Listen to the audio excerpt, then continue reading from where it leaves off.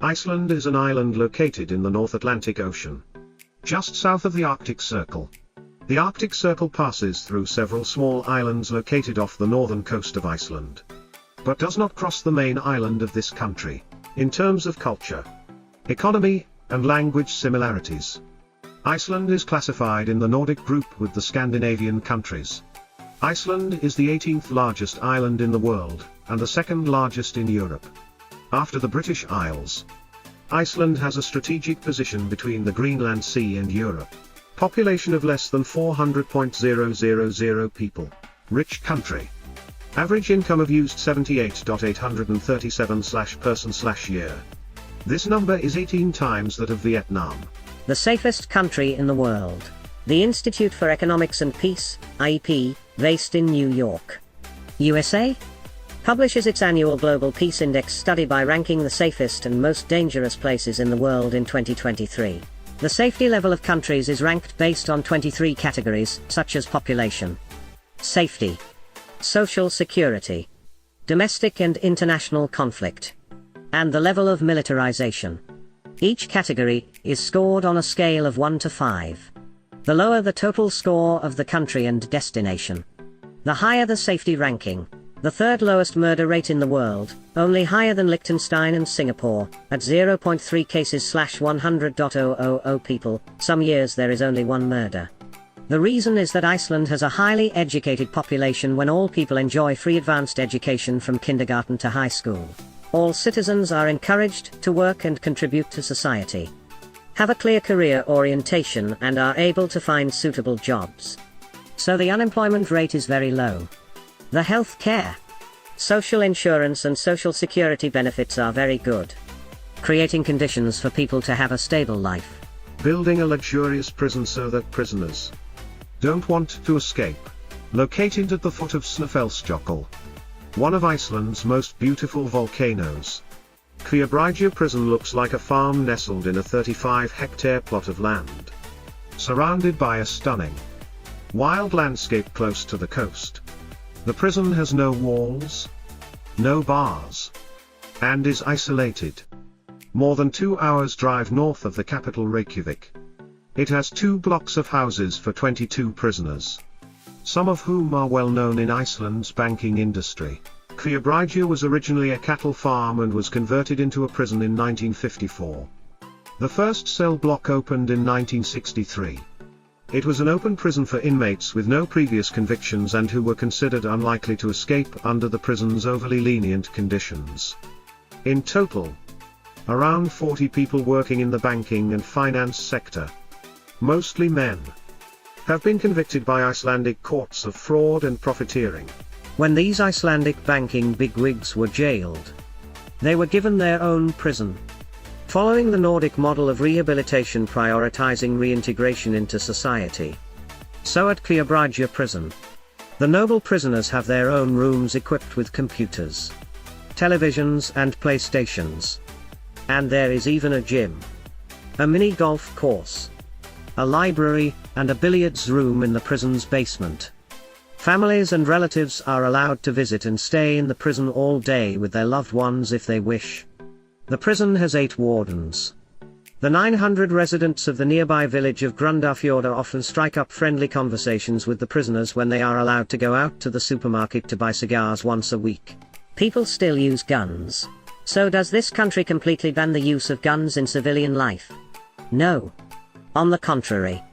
Up to 1/3 of the country's population uses guns for hunting purposes. Iceland ranks 15th in the world in terms of the percentage of people owning guns in the world. The percentage of people owning guns is high. But Iceland strictly controls the issuance of gun licenses. Gun shops must be strictly controlled and regularly inspected. Only people who are 18 years of age or older, have no criminal record, have a good character, must have a health certificate and a certificate of mental condition from a competent health agency, must undergo training and pass a gun skills certificate exam, will be considered for a license. The police do not need to carry guns. The Icelandic police under the Ministry of the Interior, are responsible for ensuring security for the entire land territory of the country. The water part is the responsibility of the Coast Guard. After more than 200 years of operation, it was not until 2013 that a gunman opened fire on police for the first time, killing a policeman while on duty in the suburbs of the capital. When visiting Iceland, visitors will never see police in uniform carrying guns on patrol. Instead, the police carry batons and pepper spray, even in police patrol cars, including the Capital Region Police. They do not carry guns. However, all police are trained and skilled in using guns with many different weapons. They are allowed to use guns in certain urgent and serious situations, such as counterterrorism, hostage taking, riot control, police being shot first, in some special operations or situations threatening national security, protecting important people, etc. Icelandic police are well trained, coached and organized with effective professional measures, including prevention. They use modern security management measures and connect with social databases of other sectors to serve their work. Internal conflicts among the people are detected, prevented and handled early by the police through the information system, and a team of extensive collaborators. The police receive information quickly via the emergency number 112 and quickly arrive at the scene to handle the situation, avoiding the outbreak of serious problems. The police, with their close and dedicated style, regularly contact, engage and exchange information with the people. In the eyes of the people, the police are very friendly and they are always ready to help the police in every way possible because they are the ones who protect their peaceful life. Therefore, in many situations with a beautiful image and respect in the eyes of the people, the police can quickly persuade and handle without using violence to suppress.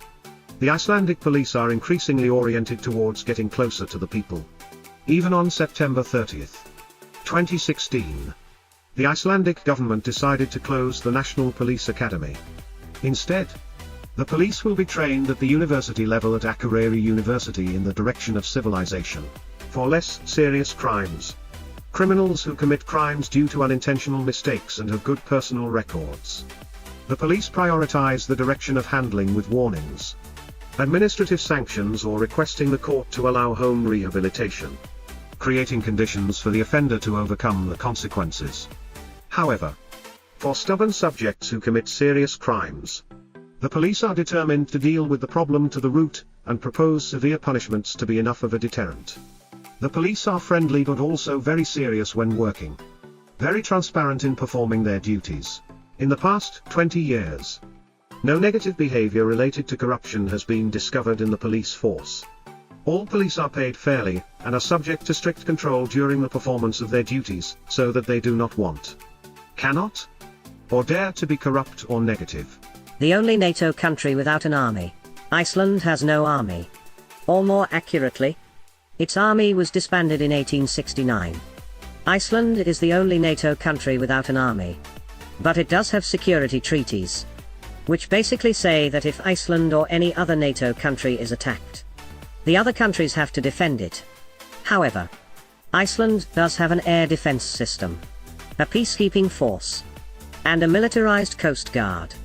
But they are quite small, about 130 soldiers, 3 patrol boats, 3 helicopters, boats, and planes. The biggest reason for this is that Iceland's population is too small to have its own force, and the cost is high. Historically, the United States had a military base in Iceland, which existed from 1951 to 2006. Citizens of this country have the opportunity to serve in the Norwegian military, thanks to a bilateral agreement. Iceland's decision to join NATO in 1949 was controversial. During the period when Iceland joined NATO until the end of the Cold War, 1949 to 1991, public opinion in this country constantly questioned whether it should withdraw from NATO to avoid getting caught up in conflicts between major powers. Although it had no army, Iceland did not hesitate to fight with other countries if its important interests were violated.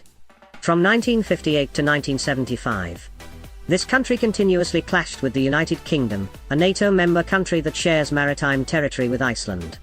The Iceland-United Kingdom conflict caused a lot of scandal for NATO. This was also the first and only time that NATO allowed 2 members of the bloc to resolve conflicts with each other using hot weapons.